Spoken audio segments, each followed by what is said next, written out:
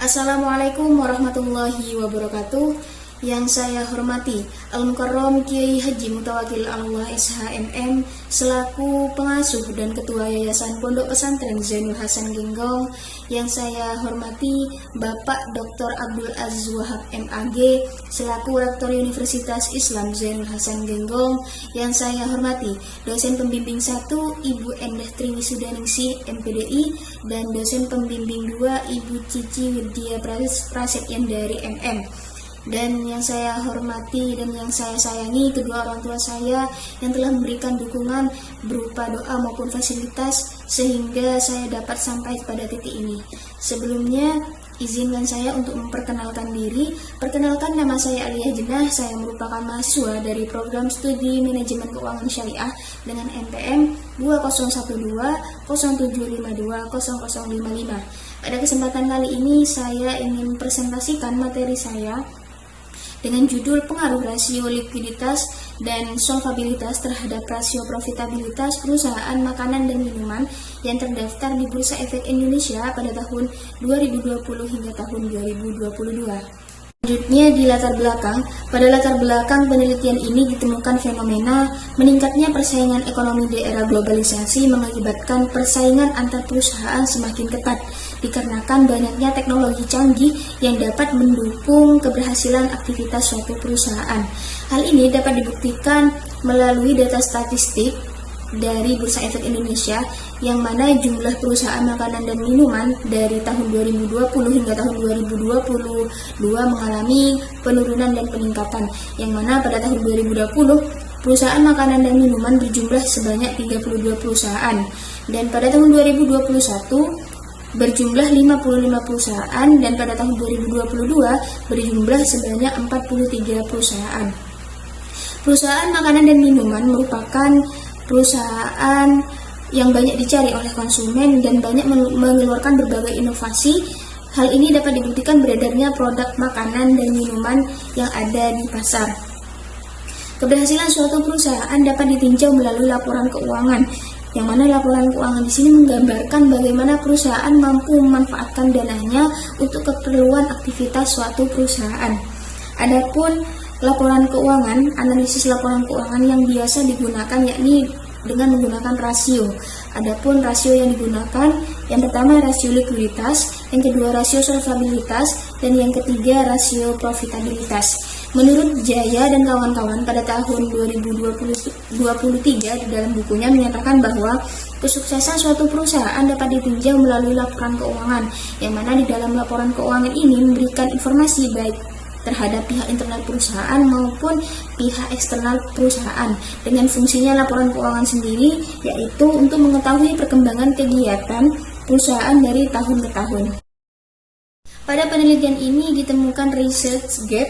Yang pertama, penelitian Amalia Tiara Balkis tahun 2020 dan Firman Ali dan kawan-kawan pada tahun 2022 menyatakan bahwa tidak adanya pengaruh rasio likuiditas terhadap rasio profitabilitas. Sedangkan menurut Putu Dian Darmayanti pada tahun 2022 menyatakan bahwa rasio likuiditas berpengaruh terhadap rasio solvabilitas. Selanjutnya, penelitian Bagas tahun 2022 menyatakan bahwa rasio solvabilitas berpengaruh terhadap rasio profitabilitas. Namun menurut Melati pada tahun 2019 dalam penelitiannya menjelaskan bahwa tidak adanya pengaruh rasio solvabilitas terhadap rasio profitabilitas. Yang ketiga, penelitian Amalia Tiara Balkis tahun 2020, penelitian Hamid tahun 2016, dan penelitian Nur Hayati pada tahun 2023 menyatakan bahwa rasio likuiditas dan solvabilitas berpengaruh terhadap rasio profitabilitas. Sedangkan menurut Melati tahun 2019 menyatakan bahwa rasio likuiditas dan solvabilitas ini tidak memiliki pengaruh terhadap rasio profitabilitas. Untuk itu, penelitian ini dilakukan karena penelitian-penelitian terdahulu belum menghasilkan hasil yang konsisten. Baik, selanjutnya yakni pada kajian teori. Yang pertama, laporan keuangan. Laporan keuangan merupakan pencatatan siklus akuntansi yang mana akan memberikan informasi baik terhadap pihak internal perusahaan maupun pihak eksternal perusahaan. Hal ini berkesinambungan dengan ayat Al-Quran, yakni Quran Surah At-Taubah ayat 105 yang bunyinya, wa qul i'malu fasayarallahu amalakum wa rasulahu wal mu'minuna wa saturadduna ila alimil ghaibi wasyahadati fayunabbi'ukum bima kuntum ta'malun. Ya, artinya, katakanlah Nabi Muhammad, bekerjalah maka Allah, Rasulnya, dan orang-orang mukmin akan melihat pekerjaanmu. Kamu akan dikembalikan kepada Zat yang mengetahui, yang gaib dan yang nyata. Lalu Dia akan beritakan kepada kamu apa yang selama ini kamu kerjakan. Quran Surah At-Taubah ayat 105. Hal ini berkesinambungan dengan laporan keuangan karena pada laporan keuangan di sini merupakan pencatatan atas suatu aktivitas yang sudah terjadi di periode sebelumnya, khususnya pada pendanaan. Lalu melalui laporan keuangan di sini akan diberitakan apa saja, bagaimana perusahaan mampu memanfaatkan dananya untuk keperluan aktivitas suatu perusahaan. Baik, selanjutnya yakni rasio keuangan. Rasio keuangan merupakan gambaran hubungan atau pertimbangan antara suatu jumlah tertentu dengan jumlah yang lain dalam laporan keuangan dengan menggunakan alat analisis rasio yang menjelaskan gambaran kepada penganalisis tentang baik buruknya keadaan keuangan perusahaan. Yang ketiga yakni macam-macam rasio. Adapun dalam penelitian ini menggunakan 3 rasio. Yang pertama, rasio likuiditas. Rasio likuiditas menurut Kasmir tahun 2019 menyatakan bahwa rasio yang menggambarkan kemampuan suatu perusahaan untuk membayar utang lancar yang sudah jatuh tempo. Adapun pengukuran rasio likuiditas dalam penelitian ini menggunakan current ratio. Current ratio merupakan rasio yang digunakan untuk mengukur seberapa baik perusahaan dapat memenuhi kewajiban jangka pendek dengan menggunakan seluruh aset lancarnya. Adapun rumus perhitungannya adalah aset lancar dibagi dengan hutang lancar. Semakin tinggi nilai rasio likuiditas, maka menandakan bahwa kemampuan perusahaan dalam membayar kewajiban jangka pendeknya semakin baik. Besaran kemampuan dalam membayar kewajiban jangka pendeknya akan berpengaruh terhadap kemampuan perusahaan dalam menghasilkan keuntungan atau menghasilkan laba menurut Nurhayati tahun 2023. Yang selanjutnya yakni rasio solvabilitas. Rasio solvabilitas bermanfaat dalam mengukur kemampuan suatu perusahaan dalam membayar hutang jangka pendek maupun hutang jangka panjangnya dengan menggunakan modal atau aktiva yang dimiliki, menurut Seto dan kawan-kawan di dalam bukunya tahun 2023. Adapun pengukuran rasio solvabilitas dalam penelitian ini menggunakan debt to equity ratio atau DER. Debt to equity ratio merupakan gambaran kemampuan perusahaan dalam membayar kewajibannya berdasarkan modal yang dimiliki. Adapun rumus perhitungannya yakni total hutang dibagi dengan modal sendiri.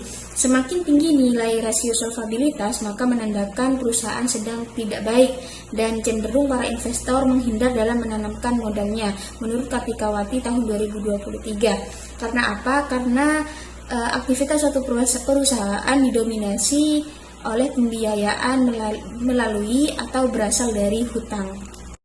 Rasio yang ketiga yakni rasio profitabilitas. Rasio profitabilitas yakni mengukur kemampuan suatu perusahaan dalam menghasilkan keuntungan.